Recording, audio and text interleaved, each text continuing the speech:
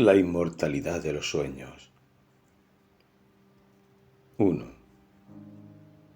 La ciénaga. Hoy, 24 de mayo, ha amanecido un día maldiciente, como una ciénaga. Al salir a mi pasillo he visto las cuantiosas huellas de barro que han dejado los vecinos, mezcladas con el agua, haciendo una charca de mugre en el espacio que da a mi puerta. El resto del pasillo estaba limpio. Adivino la maldad que en sueños me hacía estremecer.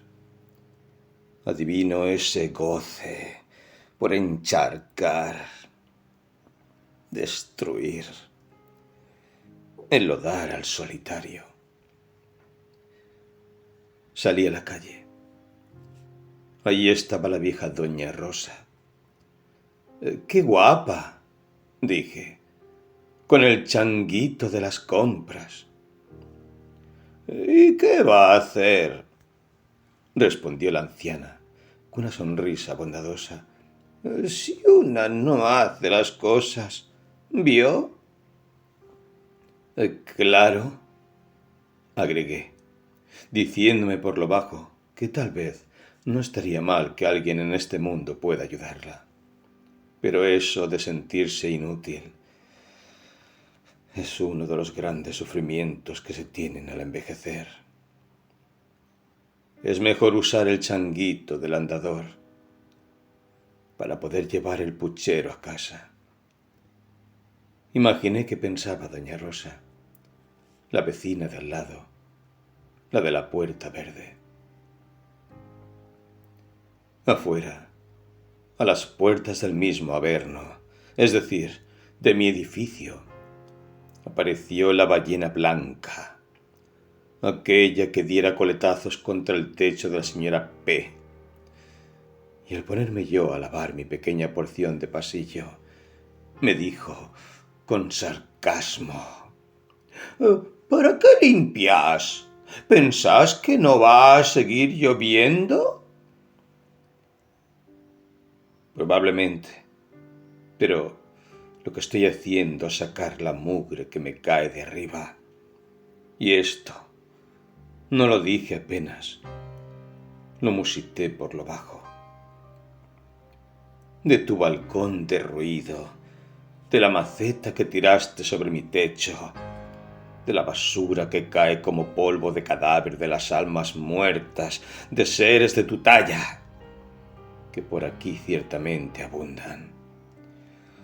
Excremento inacabable de tu miserable existencia, cuyo único propósito consiste en diseñar, junto al clan de tus vecinejos, esos pequeños métodos de tortura cotidiana que me infligen, con golpes en mi cielo raso, motores de baja frecuencia que hacen estallar mis oídos y parpadear las lámparas de mi araña de 100 años sobre la pobre estructura de mi casa herida, y algunas otras cosillas que ciertamente merecerían una historia aparte.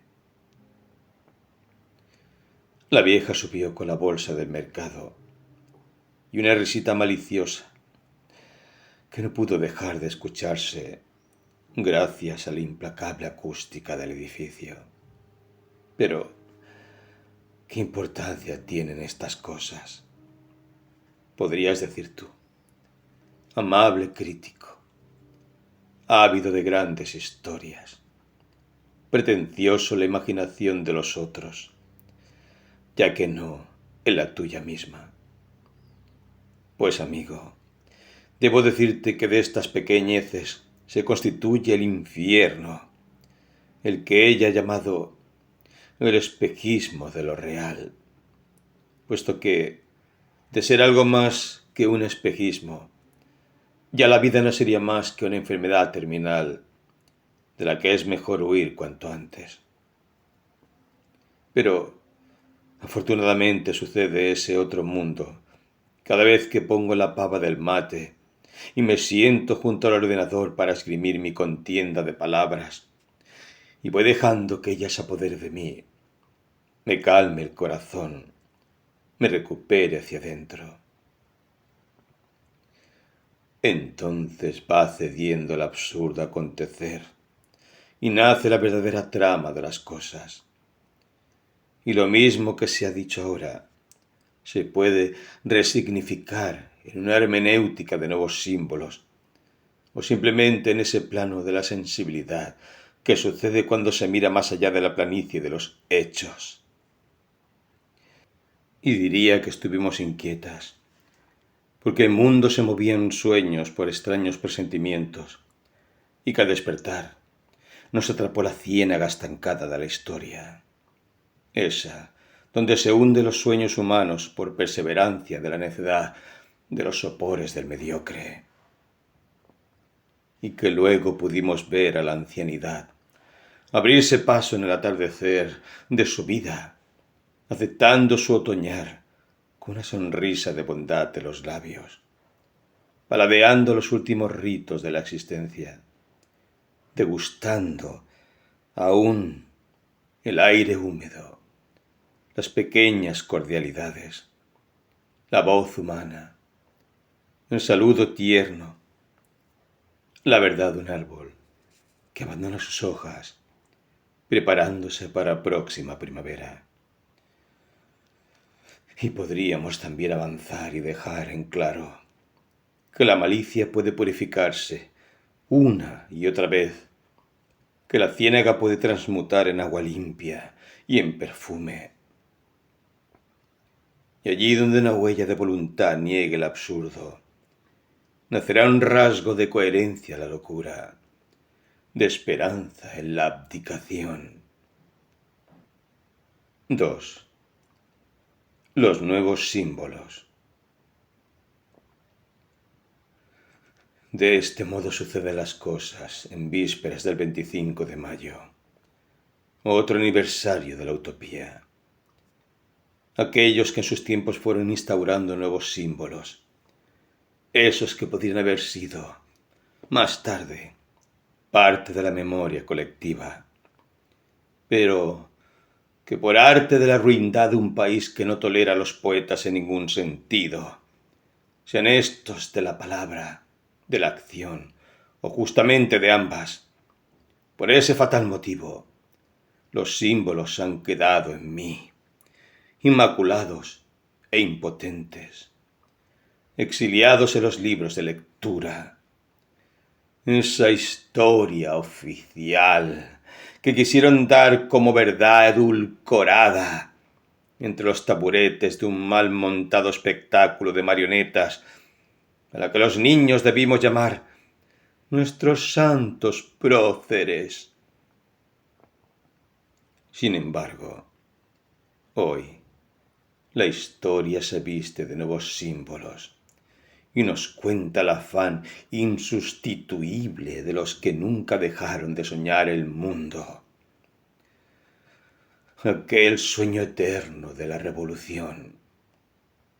Y me pregunto, ¿qué diferencia hay entre aquel Mariano Moreno, apasionado, excesivo en sus expresiones, y los Cristos, los Quijotes, que fueron atravesando nuestra historia, más allá del manual donde se disecaba el sentido de sus actos? Aquel moreno de menos de 30 años que abandonó furioso la mesa de los caudillos realistas, cuando Cornelio Saavedra, el defensor de los terratenientes, brindó por el rey, traicionando en ese mismo momento el espíritu de la verdadera revolución, aquella que los haría libres, esa que más tarde se cantó en estrofas de un himno compuesto con la pasión de los grandes ideales de liberación. Himno que luego fue bastardeado por la desidia de un inevitable decaimiento del pensamiento crítico, hecho que suele ocurrir generalmente más en las masas que en el individuo, por virtud de la imitación o de ese gran misterio, inabordable entelequia, que es la estupidez humana. ¿Qué diferencia hay entre los héroes de entonces, hoy ahogados en bronce y grotescas alabanzas, y el más osado de los subversivos que el orden establecido de la historia reciente nos relatara? Ellos debieron morir, como muerto fue por el 2017 nuestro Santiago Maldonado en su lucha junto a los mapuches por el derecho a la recuperación de sus territorios. Como envenenado finalmente fue Moreno y arrojado luego al mar para borrar el crimen. Y el insobornable Belgrano, sucumbiendo a la miseria en su lucha por los oprimidos, por los pueblos originarios, a punto tal de concebir una monarquía constitucional liderada por un aborigen inca, cuestión que, como era de esperar, suscitó la burla y el desprecio de los amos de las tierras, los eternos imperios apropiadores, los generadores de la desesperanza que lleva a la inevitable pasividad de los hombres. ¿Qué diferencia hay entre ellos, los verdaderos anarquistas, los poetas de la acción, los nuevos símbolos de una tierra inconcebible para el ajedrez político de todos los tiempos? Uno envenenado, el otro ahogado por la gendarmería, defensora de los derechos de los imperios. Y 30.000 NN, hoy rescatados de la inexistencia, que desataron su gran epopeya en las sanguinarias arenas del poder establecido, conociendo o no el futuro oscuro, abrigando excesivas esperanzas en un pueblo cuya capacidad evolutiva ha quedado muy lejos, más cerca de los adictos a la Santa Inquisición que a los valores que sustentara el verdadero Cristo. Así, como metáfora que me ha tocado en suerte suceder, seguiré diciendo, porque la historia no se explica por discursos, sino por símbolos, y he aquí su misterio y su salvación. Tal vez aquellos que quieren extinguir la memoria imaginan que las aguas borran todo pecado y todo recuerdo. El famoso leteo. Se repite la perversidad de los crímenes. Unos arrojados al río en los vuelos de la muerte. El revolucionario del siglo XIX echado al mar en los primeros tiempos de nacimiento de la liberación. El anarquista desaparecido en las aguas del sur hace pocos años. Luego, encontrado inevitablemente, como hallados fueron los huesos que hubieron de desenterrar hace 23 años, cuando el mar devolvió a sus hijos desaparecidos a sus costas. Porque el agua no borra las huellas. El agua no esconde la sangre que vertieron los criminales desde 1810 hasta el día de hoy.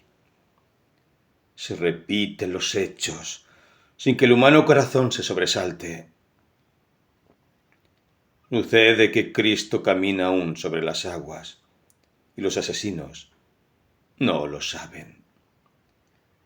Sucede que la naturaleza no es el hombre y no entiende de camuflajes, y lo que a ella llega, tarde o temprano, florece como cántico, como requiem. Y así, los sueños humanos van dando a luz los nuevos símbolos que no podrán hacer perecer las nimiedades de un acontecer sin mayor objeto que un grotesco juego de ajedrez. esas invisibles fronteras que el hombre quiere ponerle a esta vasta y herida madre tierra, y por donde sangren sus hijos amados, ella hará nacer nuevos capullos. Afortunadamente, se me ha concedido la libertad de habitar el segundo término, y desde allí puedo volver sobre esta historia, aparentemente inconexa, y comprenderla en este segundo plano. Y es por ello que he de poner nuevamente a hablar a nuestros personajes, porque son ellos la voz profunda de la conciencia, los nuevos símbolos que, de poder unirse en un solo ser, harían temblar el sentido lineal de los tiempos en una perpetua espiral hacia las alturas de la interioridad humana. 3. La inmortalidad de los sueños humanos. Así lo imaginó Lelia en Jesús, en aquellos días en los que bullen los pensamientos y cada cosa adquiere una intensidad tan contundente que nada de lo real puede traspasar el verdadero espacio del segundo término. Lelia le concedía a su evangelio una gracia de dualidad que en el fondo no era más que la desesperada búsqueda de la inocencia perdida. De tal modo, Jesús, a merced de Satán, iba enhebrando su leyenda junto a la del hermano prohibido, a punto tal que Satán no dejaba de aclararle a aquella fraternidad algo paternal que lo hacía digno de ser confidente y guardián de los dolores del pobre ungido, del condenado a los códigos del Padre. ¿Qué había sido de Judas en aquella aventura de resurrección? ¿Qué habría de ser de los escépticos en la memoria malograda del gran Padre que abandona a sus hijos? ¿Habría perdonado Jesús, ahora henchido de honores, a la diestra del Padre, a aquel rapaz entregador? Él que había dicho: ama a tu enemigo. ¿Qué podía esperarse entonces si había dejado sus principales butacas para el vulgar ladrón, cuyo único y cobarde mérito había sido el arrepentimiento en el momento más adecuado, el de su muerte próxima? ¿Acaso no había notado en su infinita sabiduría el Cristo que aquel era un último gesto de codicia y de cobardía ante el terror de arder en las llamas del infierno? Entonces, ¿qué le quedaría a Judas, que no había sido su enemigo, sino su amante traidor? ¿Acaso ese es el único pecado que no se perdona? Traición a lo que se ama entrañablemente es traicionarse a sí mismo. Y el rabí había dicho: ama a tu prójimo como a ti mismo.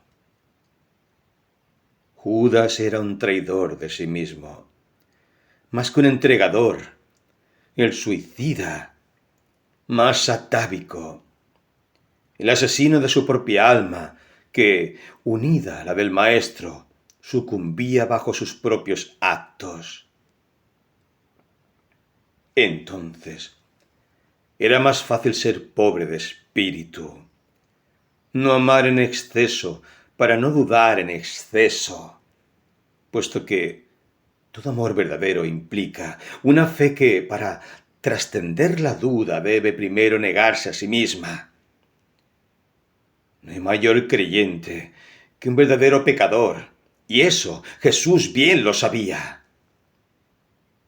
¿Cuántas voces hablaban en aquel primer libro? ¿Cuántos eran los que decían y cuántos los que fueron expulsados del sagrado discurso bíblico? Satán era, por el contrario, un confidente digno de toda confianza, tanto para Judas como para Jesús. Él conocía la comedia y se reía a carcajadas de su estrechez argumental. Otra vez, y al infinito, el gran sacrificio, la eterna inmolación del Cordero, el castigo al rebelde, la condenación eterna al deseo encarnado en la fémina. Bien lo sabía su matrona Lilith, cuando dejó el Edén y fue cruelmente perseguida por parir hijos con los indeseables. 100 hijos demonios, 100 nubes de luz, pequeños, ángeles caídos, que transitarían la tierra para recordar a los hombres que es posible conquistar la ciencia del bien y del mal y comer del árbol de la vida eterna, que es posible ofender el mito de un Dios hecho imagen y semejanza de los poderosos, creando otro nuevo a imagen y semejanza de los rebeldes, parecerse al Dios de los poderosos, disputar el poder al Pater Noster, incitar con la luz prometeica a los ángeles a rebelarse de toda jerarquía, a confundirse con los hombres en la esperanza de una armonía sin más fabricadas dualidades. Así, de lo más sagrado del templo de Gea, surgía, en la mítica de los conquistadores del bien, la fábula de Satán. Antes que Dios fue el caos, y antes que Eva fue Lilith. La nómada tribu de hembras, que llevaba el fruto de la humanidad en sus redondeados y lunares vientres, como emulando a la madre tierra, elevando las oscilaciones del fluir eterno en las generaciones que habrían de esparcirse libres por la tierra, tal vez sin necesidad de ser castigadas por hechiceros y clérigos, por inquisidores y fastuosas casas de muñecas, donde las doncellas permanecían inmóviles con su corazón de cristal, hasta la llegada del príncipe conquistador de sus corazones fértiles.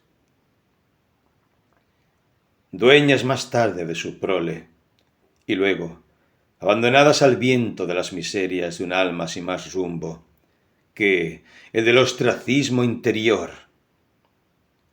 Así también, los desterrados de la historia. Había dicho Lelia en sus evangelios: Judas el gran pecador y el gran amante. ¿De qué forma ocuparía un espacio en el dogmático reino del Señor? Porque al tercer día vinieron María Magdalena y la otra María a ver el sepulcro, y aquí que fue hecho un gran terremoto, y porque el ángel del Señor, descendiendo del cielo y llegando, había revuelto la piedra y estaba sentado sobre ella, y su aspecto era como un relámpago, y su vestido blanco como la nieve. Así lo vieron ellas, la pecadora salva y las inmaculadas. Ellas miraban extasiadas de gozo aquel relámpago de vestidos de nieve, inasible como un parpadeo, gélido su ropaje como la lluvia que ha cesado su tormento y se ha purificado en el frío absoluto de un alma distante. Aquel ya no podía ser el hermano doliente, el apasionado loco que vociferaba en el templo, el que lloraba en Getsemaní, besando la tierra que habría de dejar. ¿Importaba acaso que fuese aquel ángel, o que sólo los malditos sacerdotes del Sanedrín esparcieran la noticia de que el cuerpo había sido robado? ¿En qué podría asemejarse aquel gélido ángel con el rabiar harapiento y sudoroso que vagabundeaba por las tierras de Judea, rescatando un ejército de desarrapados e inútiles para aquella utopía de una nueva justicia universal. No, por cierto, no era el hermanito menor del ángel caído, ni el confidente de Judas, aquel relámpago níveo. Ya la sangre de la humanidad se había congelado en las fábulas de los que alientan la inmortalidad, anhelantes de mitologías. Por cierto, no cabría Judas en aquel nuevo orden de la gran depuración divina. Las palabras del ángel humano son las que vienen a darnos la única buena nueva que podría salvarnos del abismo. Amaos los unos a los otros, como yo os he amado. Aquella santa piedad no necesitaba de los oropeles del santo ángel renacido, de la enfervorizada imaginación de las inmaculadas nuevas vírgenes. Era una parodia reduccionista de la infinita trama del tejido de aquel hombre que había sido pescador de hombres, poeta de las aguas, amante de los endemoniados, los parias y los leprosos, oído respetuoso de los niños y poeta de la moral hasta el imposible límite de amarás a tu enemigo.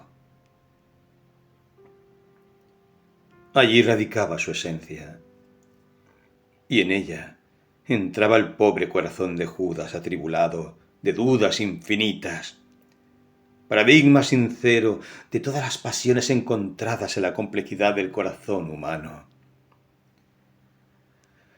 Tal vez fue por eso que se acalló con tal vileza el amor que se profesaban aquellos dos caídos en desgracia, el traidor y el traicionado.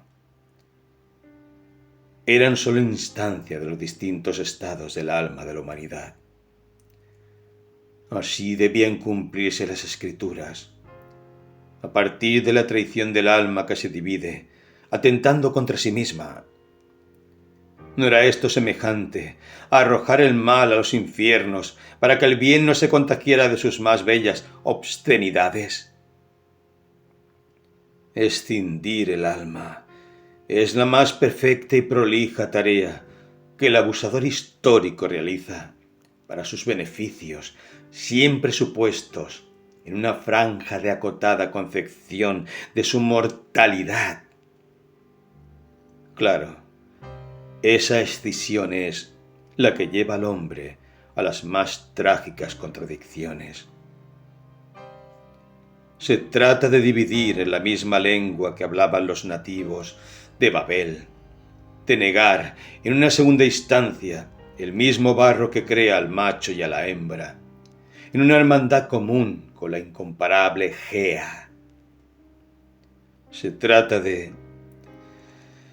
En fin, los pensamientos agolpaban de tal modo que Lelia graficaba signos ininteligibles en sus hojas. Decía su historia sin saberlo. En ella estaba su propio evangelio, su última noche, su juicio y su vía crucis. Como todo verdadero poeta, se adelantaba a los acontecimientos desde el símbolo, describiendo con los signos del pasado un futuro posible. Los nuevos símbolos van repitiendo en presente lo que mañana será solo un pasaje más de la acartonada historia. Se trata entonces de leer desde el presente en la honda clave de la memoria y el porvenir aunados.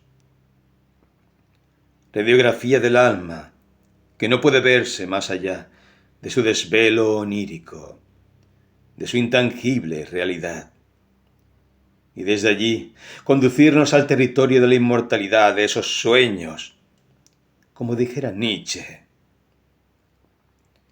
tal vez humanos, demasiado humanos.